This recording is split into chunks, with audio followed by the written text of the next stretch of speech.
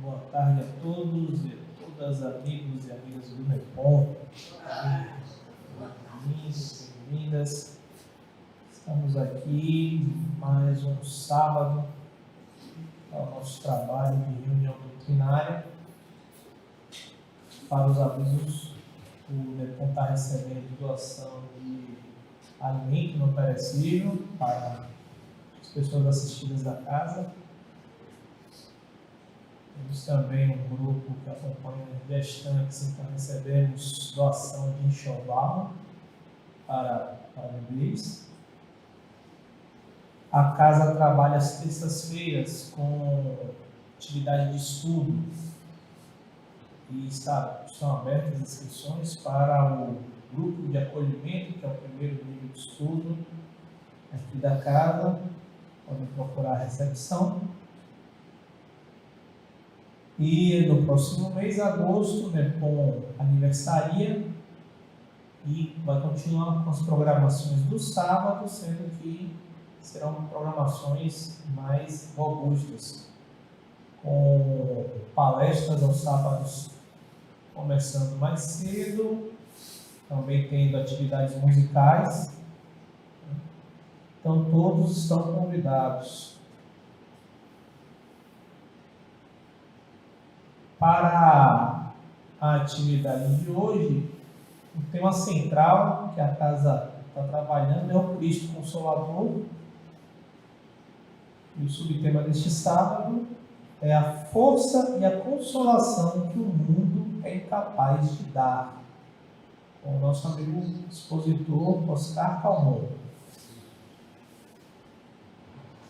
Para iniciar nossas atividades, faremos a leitura do trecho do Evangelho segundo o Espiritismo, capítulo 6, Cristo Consolador, primeiro item. Vinde a mim todos vós que estáis aflitos e sobrecarregados, que eu vos aliviarei. Tomai sobre vós meu jugo, aprendei comigo que sou brando e humilde de coração. E achareis repouso para vossas almas, pois é suave meu jugo e leve meu fardo. Mateus capítulo 11, de 28 a 30. Todos os sofrimentos, misérias, decepções, dores físicas, perdas de seres amados encontram consolação na fé e no futuro, na confiança na justiça de Deus que o Cristo vem ensinar aos homens. Sobre aquele que, ao contrário, nada espera após essa vida, ou que simplesmente duvida, as aflições caem com todo o seu peso e nenhuma esperança lhe mitiga o amargor. Foi isso que levou Jesus a dizer: vinde a mim todos vós que estáis fatigados, que eu vos aliviarei. Entretanto, faz depender de uma condição a sua assistência e a felicidade que promete. Essa condição está na lei por ele ensinada. Seu jugo é a observância dessa lei, mas esse jugo é leve e a lei é suave, pois que apenas inclui como dever o amor e a caridade. Antes do início, vamos fazer uma prece de abertura. Pedimos a todos que se concentrem, entrem em sintonia com o Pai Maior. Na oportunidade que agradecemos ao Senhor esta encarnação que nos foi concedida em busca do nosso aprendizado. Agradecemos a família que tivemos, por onde passamos, os amigos, o estudo, o trabalho. Agradecemos ao Senhor nossa casa, o teto para morar, o nosso alimento diário. Agradecemos os aprendizados de todo dia, as proteções, os livramentos. E agradecemos aqui, Pai, a oportunidade de estarmos nesta tarde em conjunto, unidos, buscando mais um aprendizado, buscando sermos melhores. Pedimos que a gente possa compreender essa mensagem, ter a capacidade de compreensão, a gente saiba guardar essa mensagem e colocar em prática no nosso dia a dia.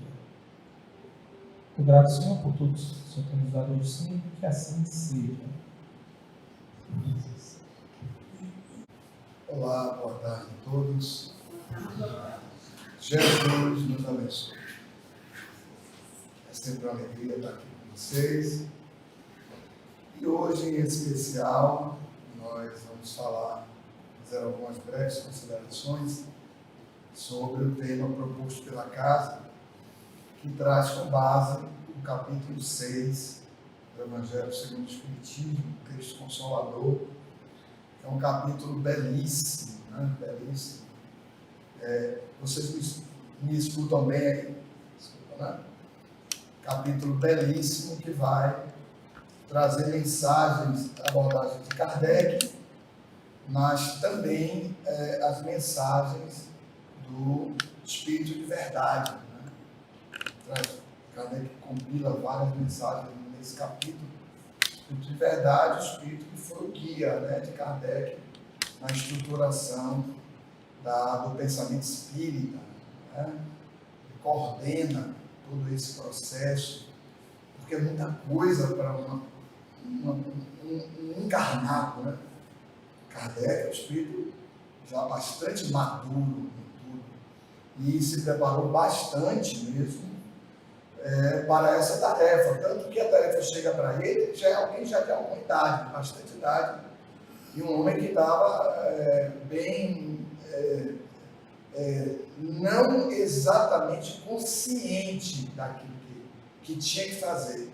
Essa consciência passa a chegar quando ele já está dentro do trabalho, né? Então é quando ele já vai começar a ter uma noção de que ali estava se descortinando todo um mundo que não era conhecido. Né? Esse mundo não tinha registros, principalmente registro do ponto de vista de ciência. Né? De ciência, do Espiritismo é ciência. Que ciência? Ciência do Espírito. O Espiritismo é ciência do Espírito. É um conhecimento da realidade do Espírito. Então, abre-se todo um campo inimaginável. Jesus até falou sobre a vaga morada na casa do meu pai, né? Chega ao ponto de contar a parábola do mal rico, onde aquela pessoa que era um pedinte e um rico, eles ficaram, vão ao mundo espiritual, mas aquilo é muito breve,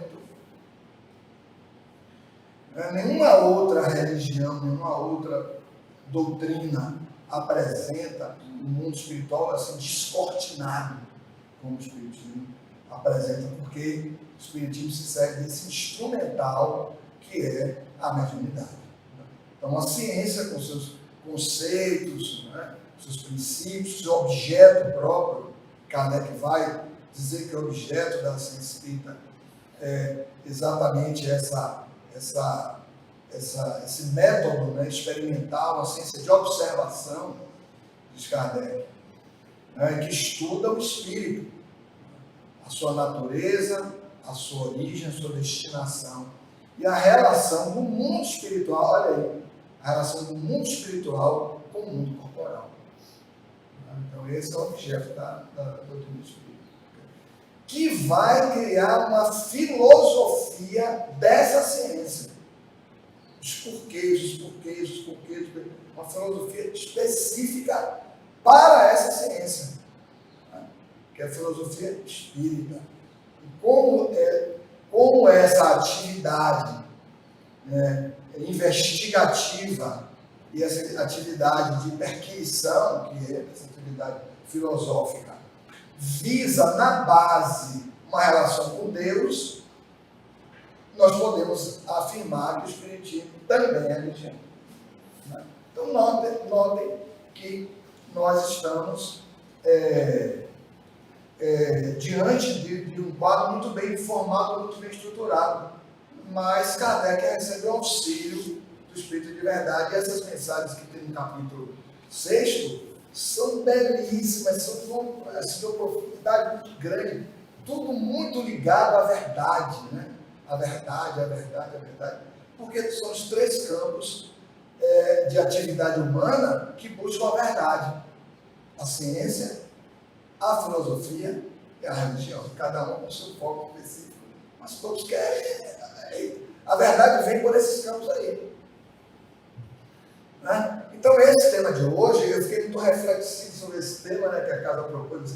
Eu fiquei assim pensando nesse tema, como é que nós vamos chegar a isso, a essas conclusões, né? A partir do Cristo Consolador. Então, a força e a consolação que o mundo é incapaz de dar. É incapaz. Incapaz é a qualidade daquilo que não possibilita, não viabiliza alguma coisa em razão da sua natureza. Né? Então, decodificando o próprio tema. O mundo é capaz, ele pode viabilizar a força interior, né? A força e a consolação. O mundo consola, derroga. O mundo consola, derroga. Né? Então é isso que nós vamos falar aqui brevemente hoje. Né? O mundo consola, o mundo dá força para o indivíduo seguir. E aí, primeiro precisa tentar entender o que é mundo, né? Do ponto de vista da concepção normal. Mundo, podemos identificar sobre duas óticas, a expressão mundo. Primeira ótica, mundo como estrutura concreta, física, o planeta, fisicamente considerado, com tudo que representa a estrutura corporal, material mesmo, mundo. Planeta, mundo, estrutura corporal física, onde nós andamos, pisamos, essa mesa, esse telhado, esse microfone, esse corpo. Isso aqui é mundo, esse corpo é mundo. Mas isso é mundo.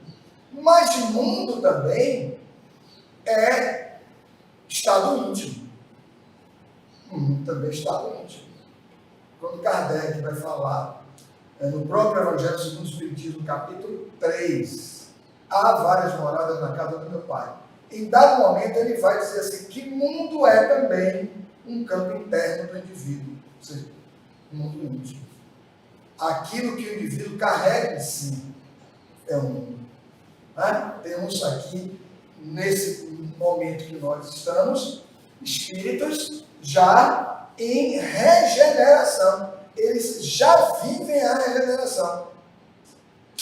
Nós, outros, a maioria, vivemos ainda provas e expiações.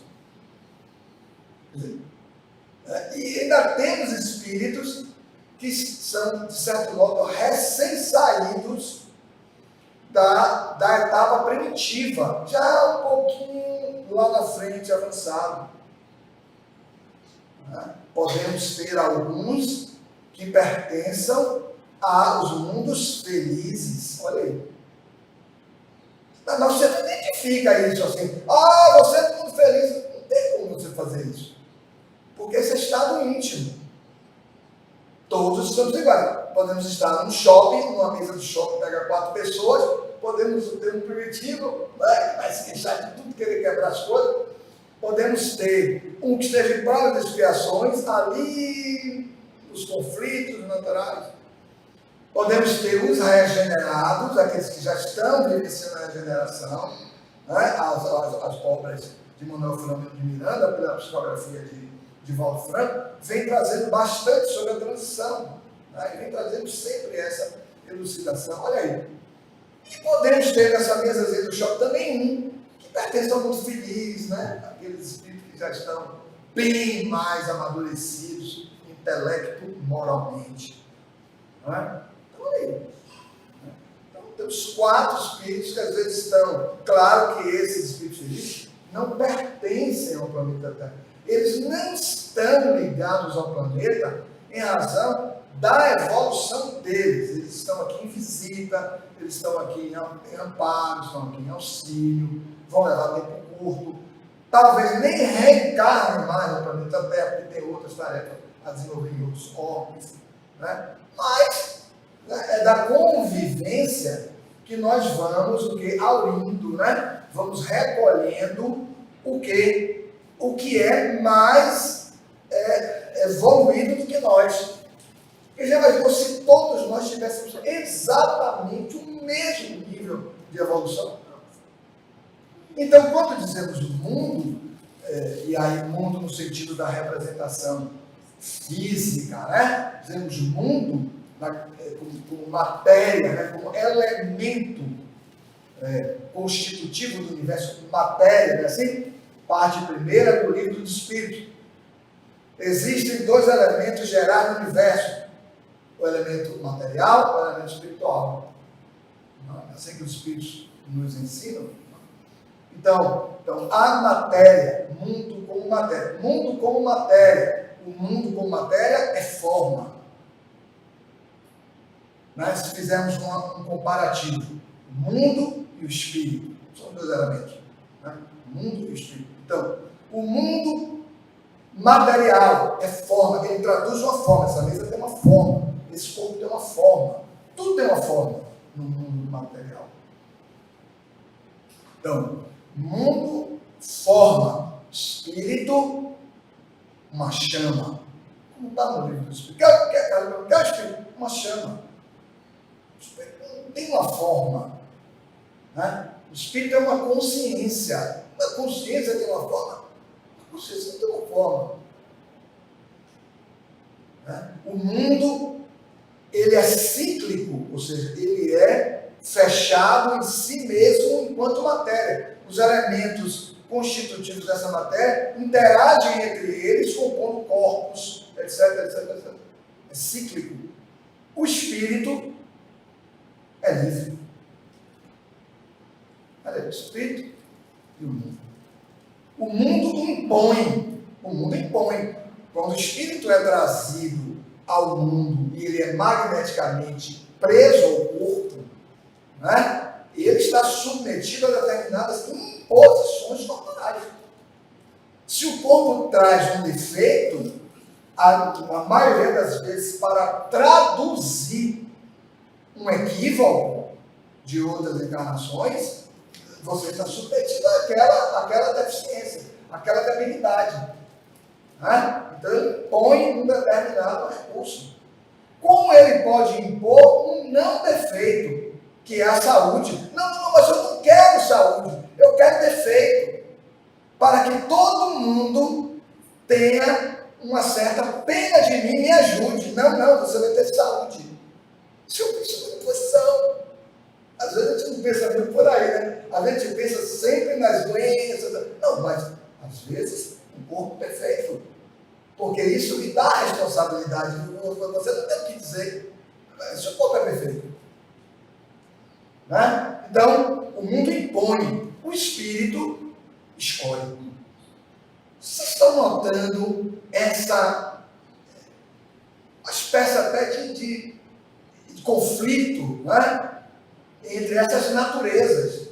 Então nós vamos percebendo que a natureza do mundo é incapaz de dar a consolação. Apesar de tudo, no universo está submetido a uma ordem. Não é porque estamos num mundo que não há ordem. Não, há ordem. A ordem está no universo inteiro. Porque a ordem é a expressão da vontade de Deus. Quando se diz assim, alguém violou a lei, ele aparentemente violou a lei. Porque não há como se violar a lei. A lei já lhe encontrou. Você já está vinculado a uma nova experiência por efeito da causa que você praticou. Então você já está no sistema da lei, não tem que você violar a lei. Isso é algo que a gente precisa dizer que viola, porque nós temos uma determinada limitação de compreensão. Mas não há como violar a lei.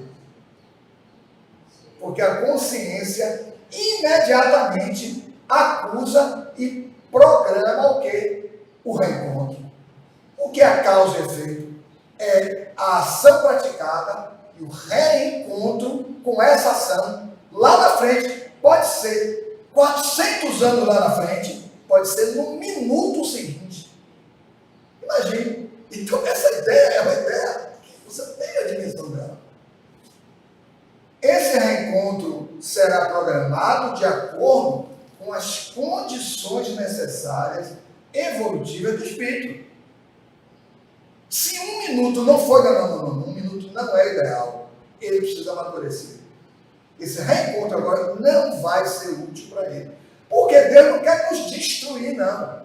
Ele quer criar as condições, e a lei faz isso, para que a gente cresça. Não para ninguém ser punido. A ideia de punição é uma ideia antiga.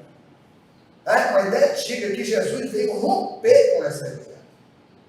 A ideia de que, violando a lei, ou imaginadamente violando a lei, nós deveremos ser punidos. Então, isso tudo é a estrutura dessa relação entre o mundo e o espírito. No mundo, o corpo tem instintos, que é o vigor, a regência de determinados automatismos a que o espírito está submetido quando está ligado ao corpo na encarnação.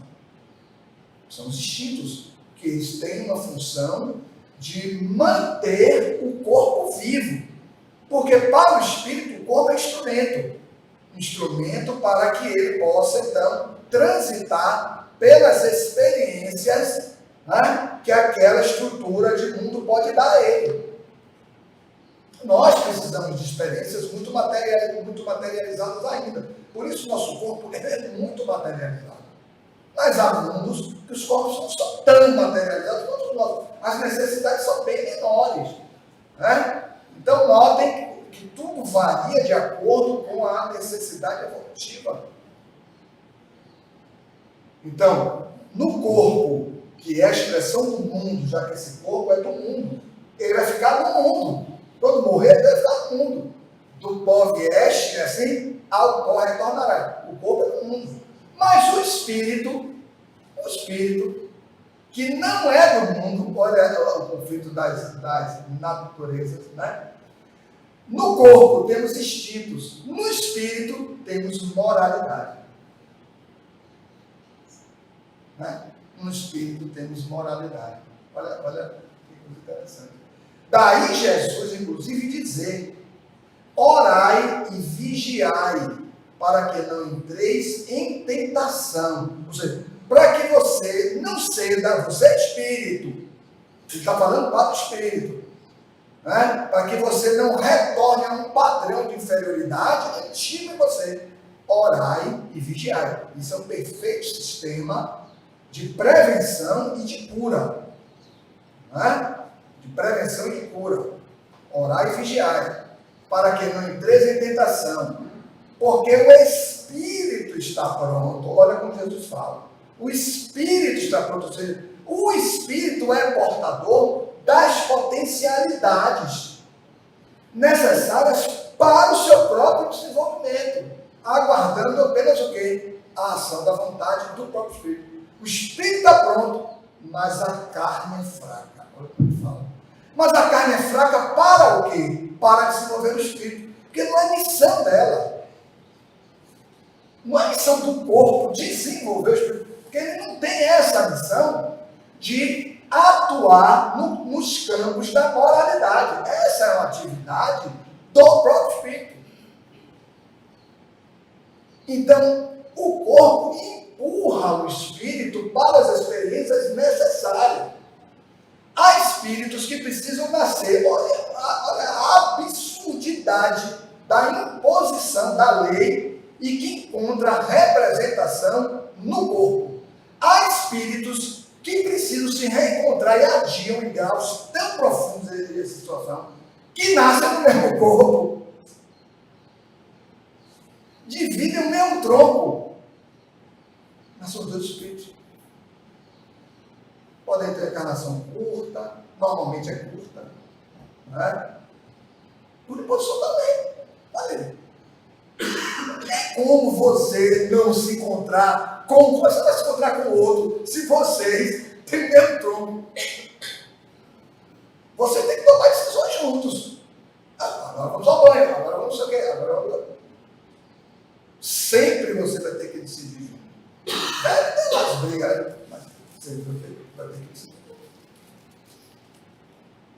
Então, eu estou trazendo essa reflexão para todos nós, para a gente perceber quando no livro dos Espíritos, os Espíritos vêm trazendo essa questão dos dois elementos gerais do universo, o elemento material e o elemento espiritual, que há necessidade de haver essa interação.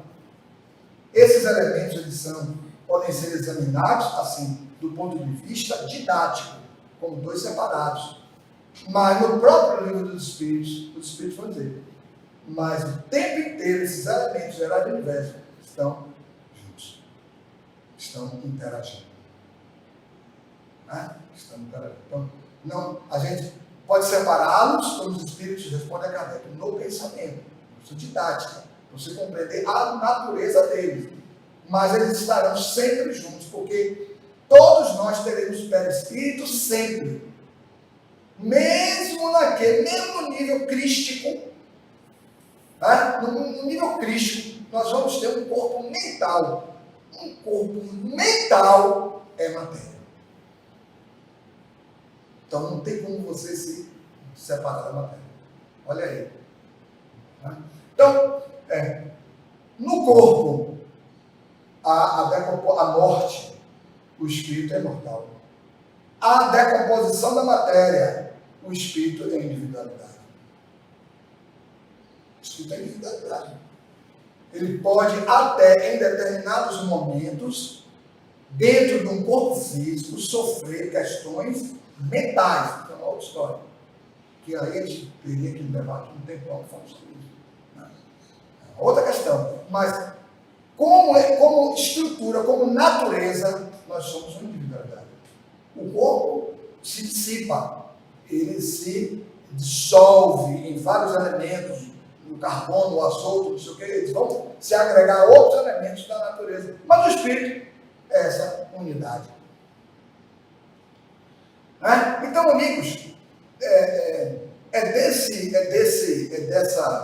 dessa percepção entre o espírito e a matéria que nós podemos perceber que a matéria, ela não dá força interior, a não ser que o espírito possa olhar, decodificar os elementos da natureza.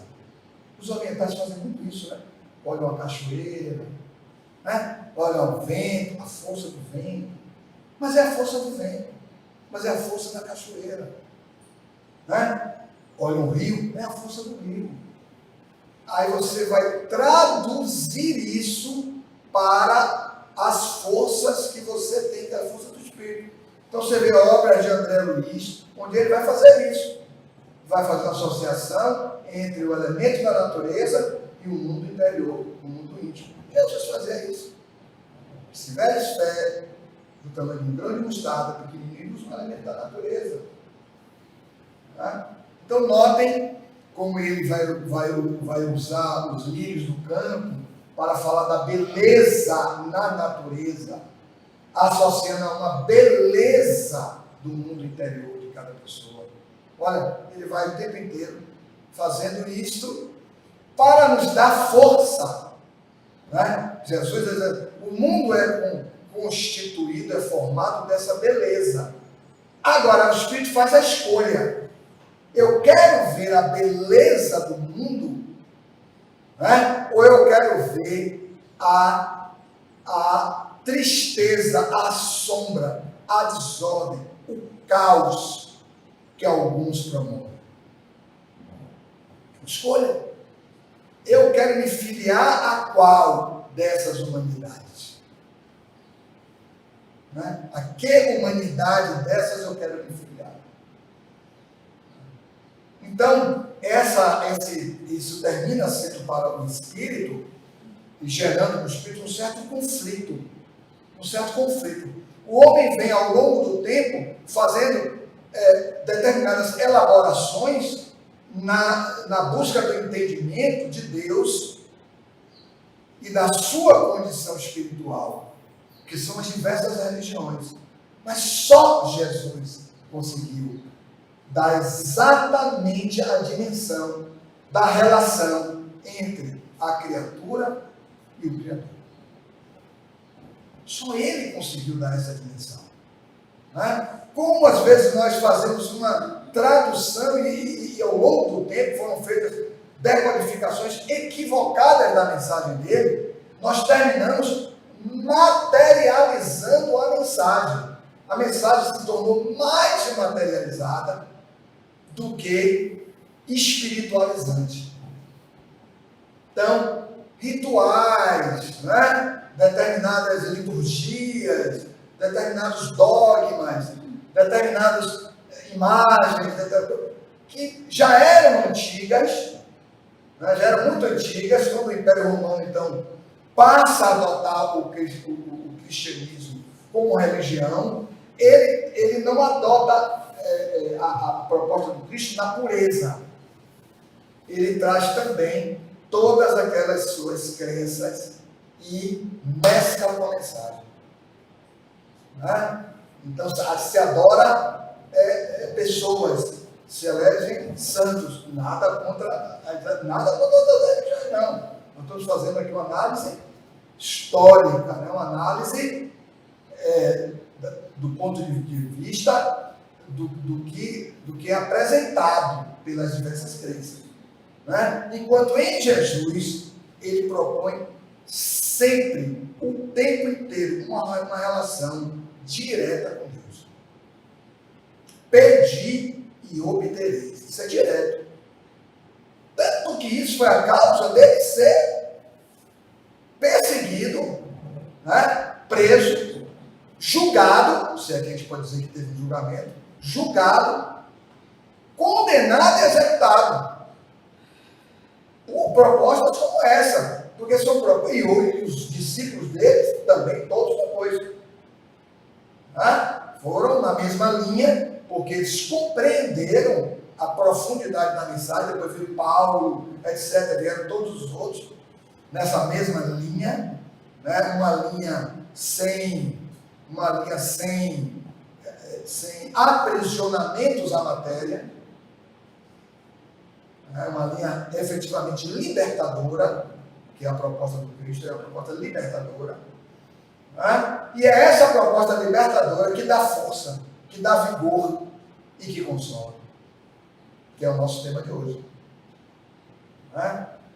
A força e a consolação que o mundo é incapaz de dar, mas só o Cristo é capaz de dar. Isso aí. Né? Então, a incapacidade aí do mundo é uma incapacidade pela sua natureza. Ele não tem essa natureza. Não é da natureza do mundo, da força, a questão moral, né? Interior. Promover uma consolação. Mas como promover uma consolação se a cada dia vivido nós perdemos energia? As células ficam menos vitalizadas e nós temos um envelhecimento corporal que denuncia essa perda de energia. Estamos caminhando para uma morte. Aí os espíritos vão estudar a lei de destruição, parte terceira do livro do Espírito, demonstrando como esse processo, isso é uma revelação física, né? Que é um fenômeno físico, mas tem uma finalidade moral, que é o que vai interessar.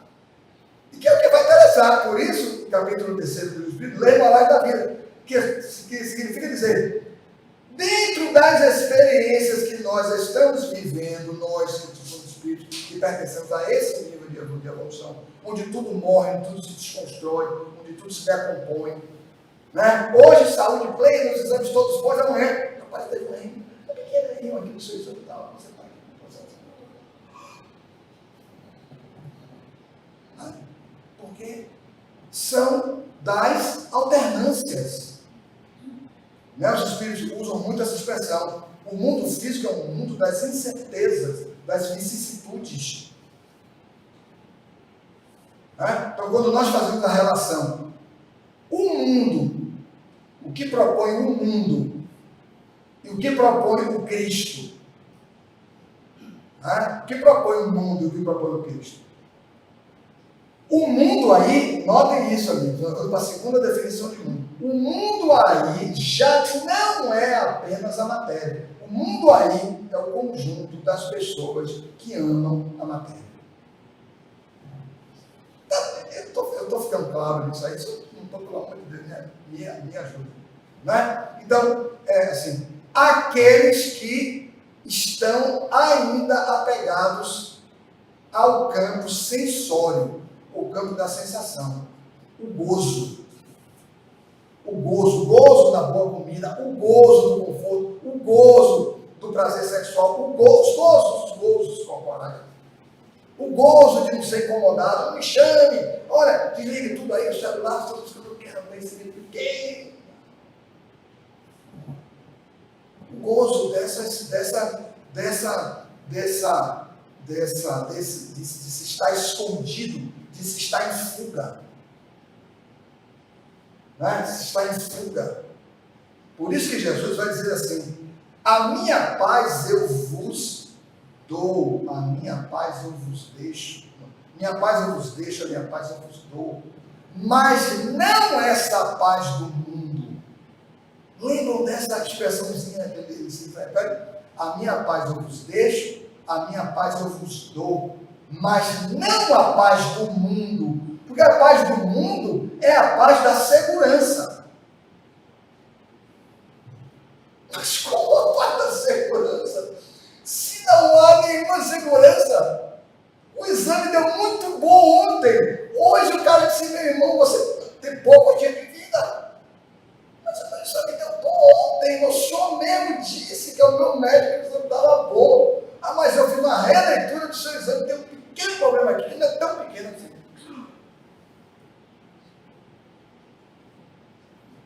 Então, a proposta do mundo, a proposta daqueles que fazem o mundo, que estão presos ao mundo, que estão agarrados ao mundo, que estão agarrados a essas expressões sensórias. É para não ter gozos que você... Não, é para ter gozos. É claro que é para ter gozos, mas é para ter gozos comedidos.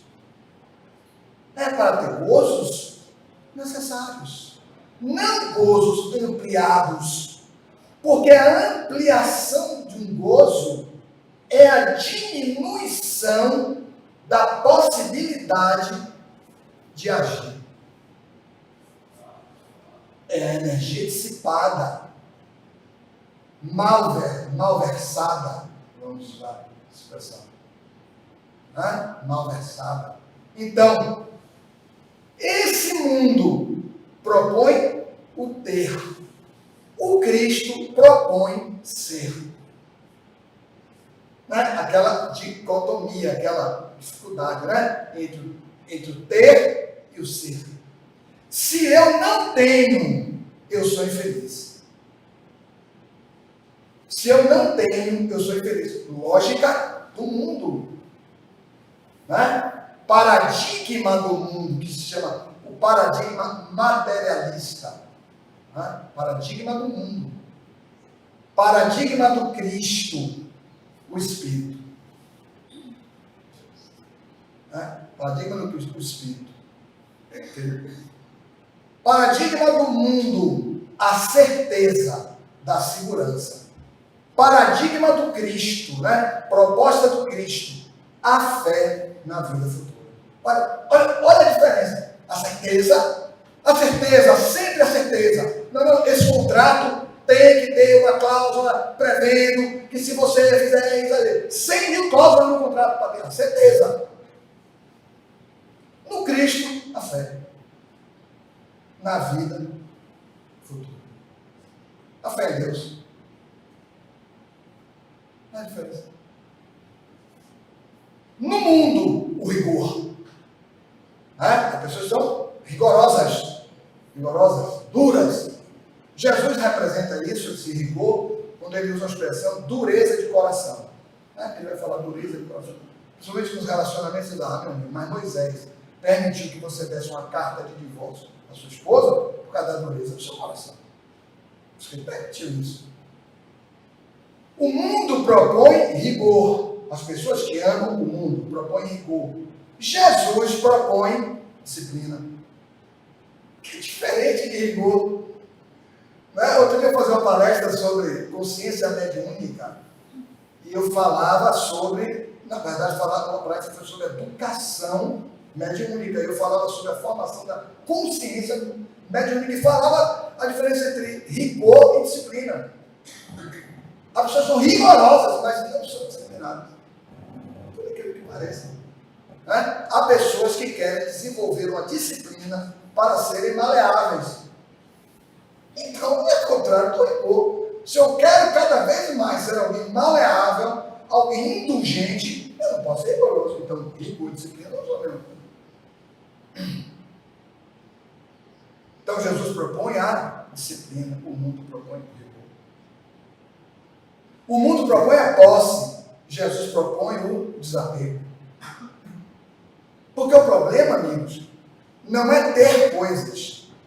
Existe, no conjunto das provas do Espírito, ao longo das encarnações, a prova da riqueza. Há espíritos que são submetidos a essa duríssima prova. Todo mundo quer ser rico, mas do ponto de vista espiritual, é uma prova muito dura para o espírito, muito difícil. Porque nesse campo, onde ele é introduzido para uma encarnação, de 60, 70, 80 anos, etc., um tempo de encarnação, ele vai ser muito solicitado, mas ele não quer dar nada a ninguém.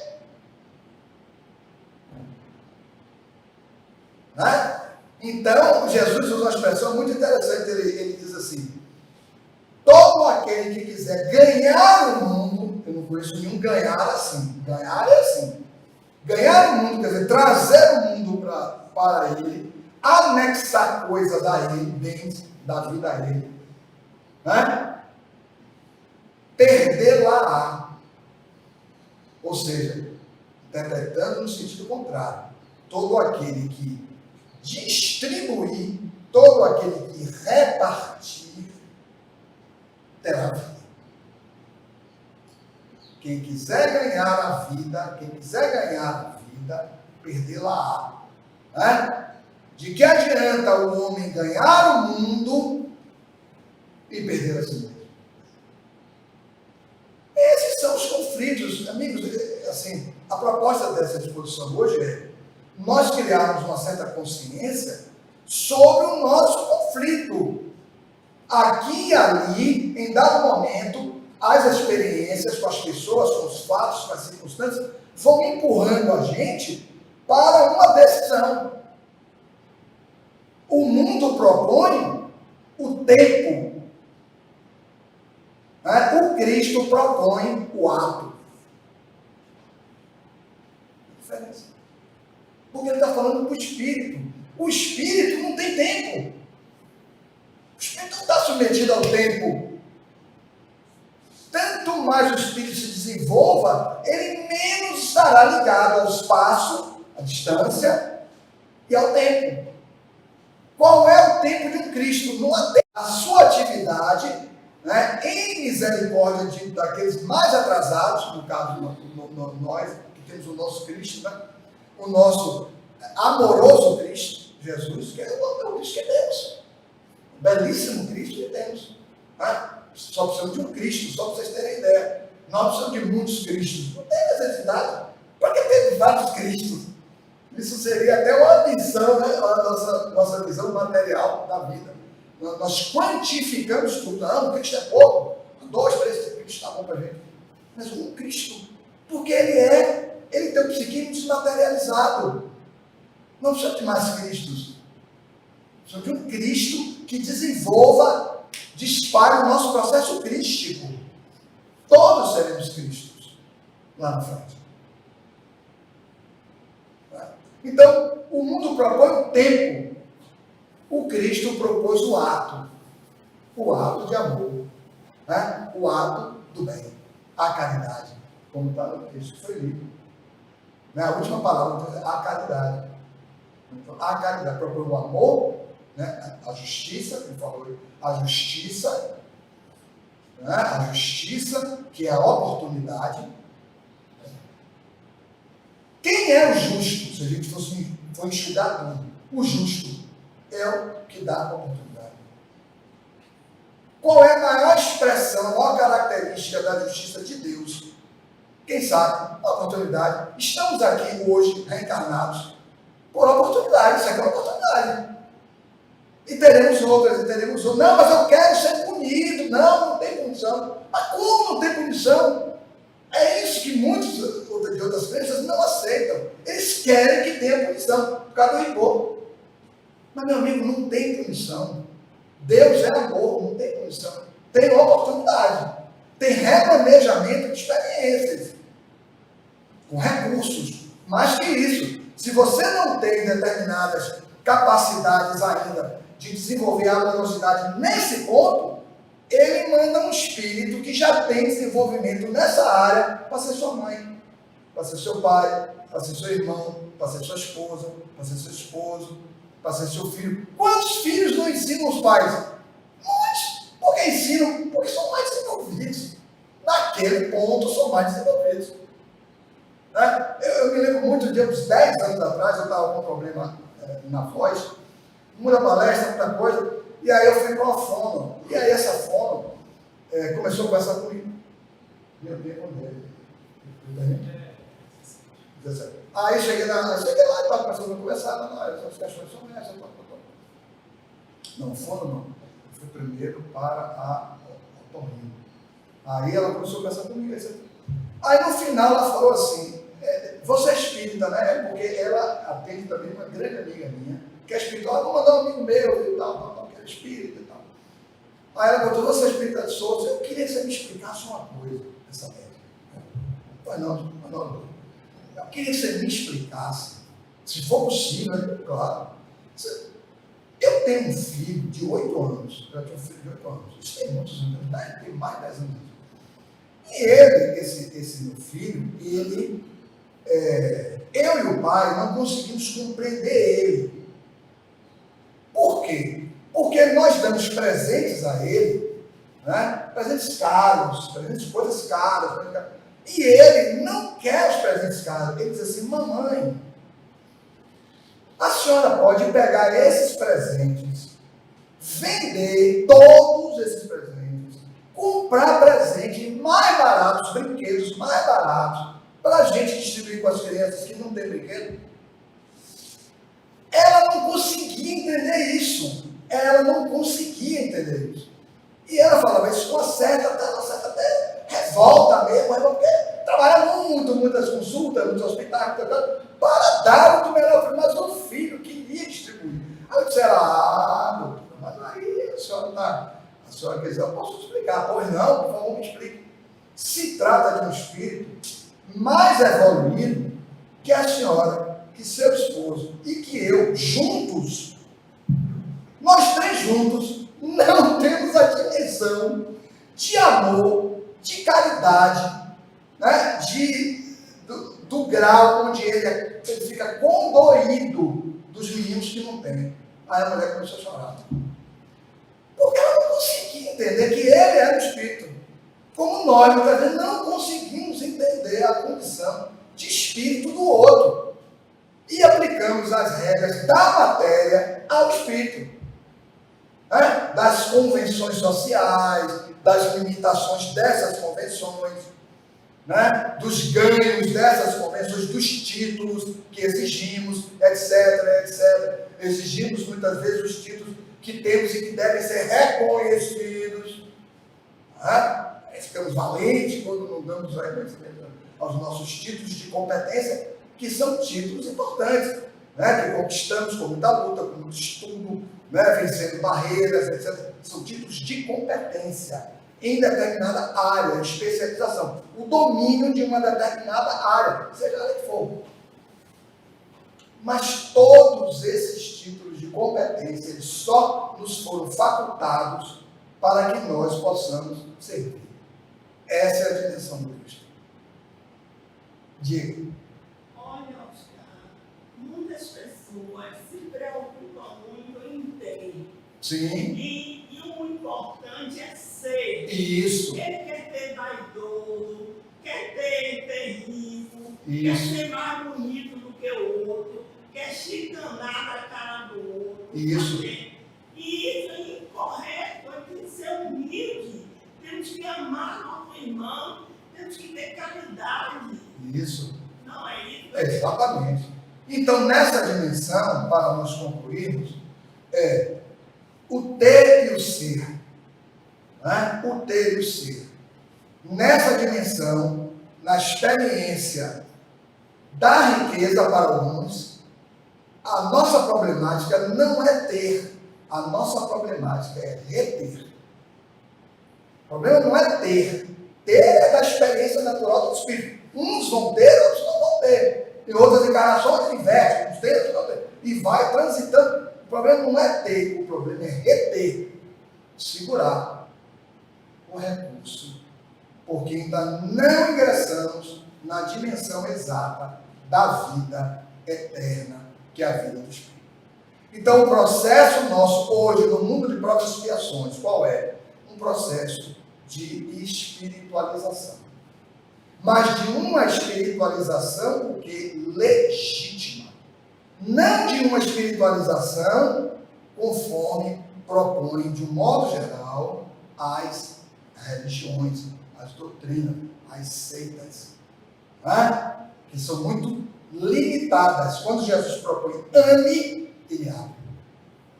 Senhor, qual é o maior mandamento da lei? Ama. Abre. Ele não diz ame o muçulmano ou ama, não. Ama. Ama é todo mundo. Ama é todo mundo. Né? Então, amigos, eu queria deixar essas reflexões, né, sobre esse tema, né, e tenhamos sempre em Jesus, por mais que nós não tenhamos dificuldade em compreender ele, o que ele está querendo dizer, mas nos fixemos nele, mesmo com as dificuldades, nos fixemos nele. Né? Uma forma de fazermos isso é mentalizar Jesus sempre. Sempre está mentalizando ele, porque ele é o ponto de ligação entre nós e Deus. Claro que podemos, como ele propõe, peça a Deus diretamente, claro, mas notem, ele que veio como intermediário para dizer isso. Quem de nós diria isso? Ninguém, porque nós precisávamos antigamente dos sacerdotes. Ele retira os sacerdotes. Não que os sacerdotes não tenham sua importância, não estou dizendo isso. Toda manifestação de um sacerdote, de alguém que se prontifica dentro de uma religião, de uma crença, a transmitir a mensagem do Cristo e procura fazer isso com a autenticidade da mensagem, é alguém respeitável, é óbvio, né? Com todas as nossas dificuldades morais, mas a sua proposta é uma proposta de entender e transmitir, né? Mas não de aprisionar. Daí o cuidado de Kardec em dizer que o Espiritismo não visa proselitismo, ou seja, fazer adeptos. O Espiritismo é uma doutrina que visa esclarecer, iluminar e, acima de tudo, dar ao indivíduo a responsabilidade pelo seu próprio crescimento. Que muitas vezes a gente já foge disso e transferimos as responsabilidades para os outros.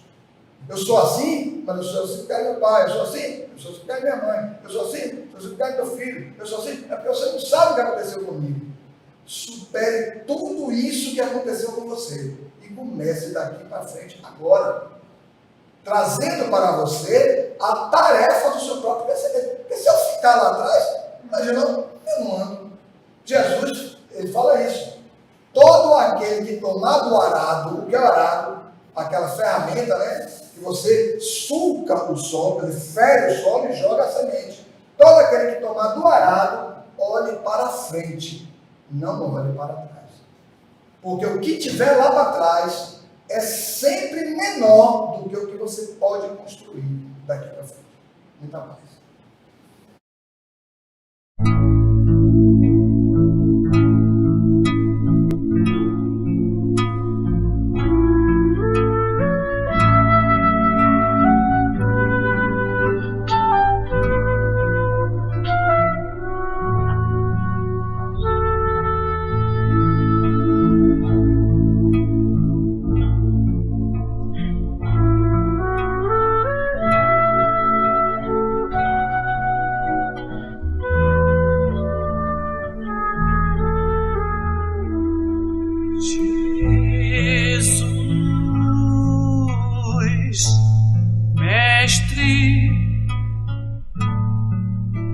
sinto o sol no coração, o azul dourado do céu e as pedras ferindo as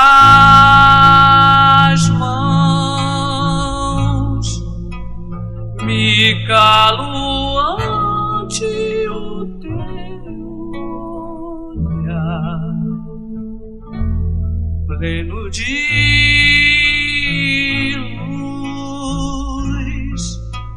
Tuas palavras me envolvem, as dores, as flores. Jesus,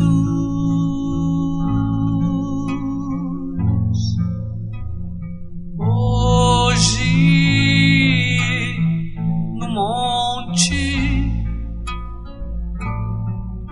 nossas vidas, tuas mãos, mesmo as estrelas não têm o teu brilho e amplidão.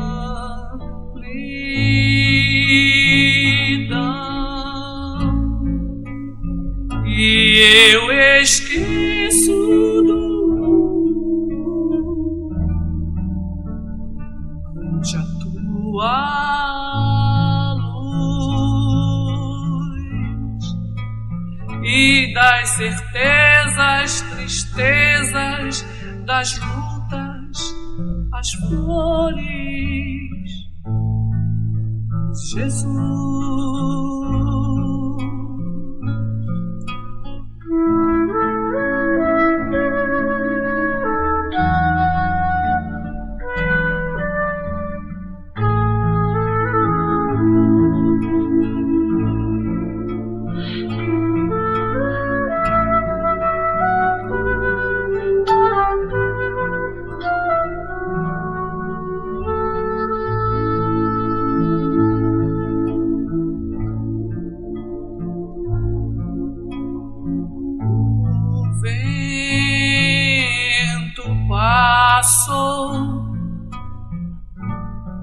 Me levou a recordar aquelas pedras nas quais me feri para te encontrar.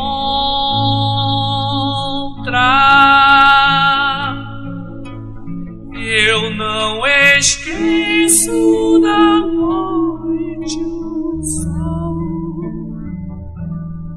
amor e luz, e eu voltei às sandálias, as ruas, as dores. Jesus.